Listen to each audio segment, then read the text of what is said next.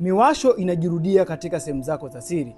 Vipele vyenye asili ya majimaji vinajirudia katika sehemu zako za siri. Vipele kama vinyamanyama vinajirudia katika sehemu zako za siri. Ni kwa sababu umeendelea kuipuuza hii changamoto na virus wanaendelea kushamili katika mwili wako. Inawezekana hata dawa tayari umeshaanza kutumia, lakini bado hazikupi matokeo na bado umeendelea kuzishikilia tu, kuendelea kuzitumia mara kwa mara. Tambua kuwa zinaendelea kupunguza kinga yako ya mwili, zinaendelea kuongeza changamoto ya virus katika mwili wako. Utakuja kujishtukia tayari umeshapata saratani ya uke, saratani ya mlango wa kizazi ama saratani katika korodani. Hakikisha unatibia changamoto ili isiweze kupatia hizo changamoto ambazo nimeweza kuzieleza. Lakini pia hakikisha unatibia hiyo changamoto kuanzia kwenye chanzo cha tatizo, ndio utapata matokeo mazuri. Nimeshasaidia watu wengi sana kutibia changamoto na wameweza kupona ndani ya muda mfupi. Keni mmoja hapo ambaye unasumbuka kwa muda mrefu kutibia matatizo bila mafanikio, hebu nitafute leo hii kupitia Mambo Iko Bio ili niweze kusaidia kupona changamoto ndani ya muda mfupi.